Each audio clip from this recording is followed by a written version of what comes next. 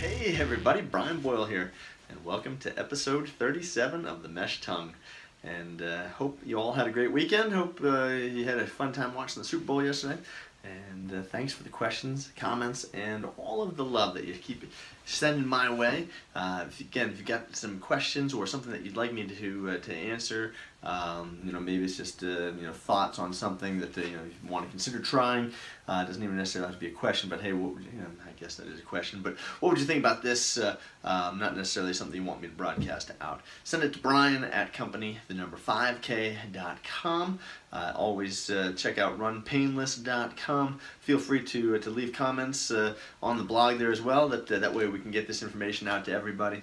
But yeah, today I want to talk to you about saunas, and in particular the heat behind the actual, the actual physiological changes that would occur from using something like that. Now, there's two different kinds of saunas that you may be familiar with. One would be a far infrared, or what would be kind of an infrared, non-humid, really intense heat sauna. And then there's the other kinds of saunas, which are the really humid, where you might be pouring water on something, or they're an electric heater or something that you may be more familiar with. These are ones that you'll probably see at your gyms and spas and such. But again, it depends on what you have access to. So, if you've already read some information about this, about 2 years ago, this was a really hot topic. It seemed like there were a lot of blog journals coming out about this topic. Everyone kind of goes back to this one article, Schoon et al., or all of the Schoon and Associates in 2006.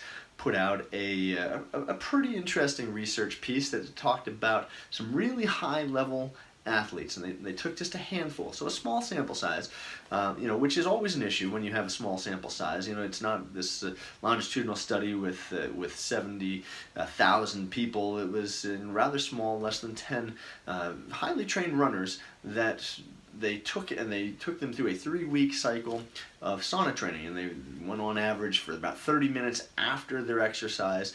So they did a 15-minute time trial to exhaustion, and then they went and sat in the sauna for 30 minutes, and they did this over 3 weeks, and they showed this 32% increase in run to exhaustion time, and then this, which basically equated to a 1.9%, which is significant statistically if you are talking about a high-level trained athlete, 1.9%. Now, the reason why I'm talking to you about this is that there are some other ways that you could get this same increase, and some of the other research that's since come out since this time is that you probably want to time this. If the study looked at it over a 3-week period, if you're looking to use this increase in potential, you probably would want to time that about 3 weeks before your main event. So say you've got a marathon coming up, say you've got 10K, 5K, whatever you're training for in that particular training cycle, you'd want to time this at about 3 weeks. Maybe you're familiar with the concept of live high, train low. Okay, or race low, or compete low. All right, and the same principle where you're living at altitude. All right, and then you come down. There's been some pretty good research that has shown over a 24-day period, again about 3 weeks, roughly. All right, that there's been increases, and the increases come from blood plasma volume. Okay, which has been shown because of the blood plasma volume.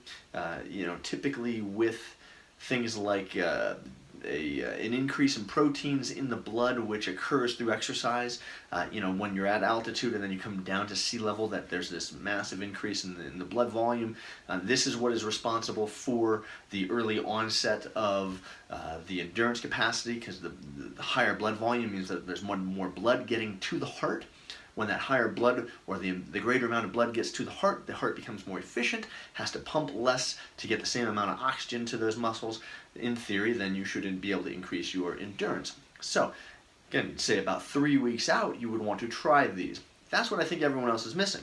All right, they're saying, oh, this is great, you can increase with saunas, but we don't have any research that shows how long that occurs. Okay, so Now, maybe anecdotally, you've got some fantastic anecdotal evidence. There are a lot of people that will use sauna training for an extended period of time. I don't expect that we could see this, the kind of this longitudinal increase. It's not going to be exponential, in the sense that, okay, if you do it for 3 weeks, it's 1.9% increase in your running endurance. It's not going to be like, all of a sudden, if you do it for 6 weeks, now it's going to be 3.9%, and if you do it for 24 weeks, now all of a sudden you're going to get this, this 45%.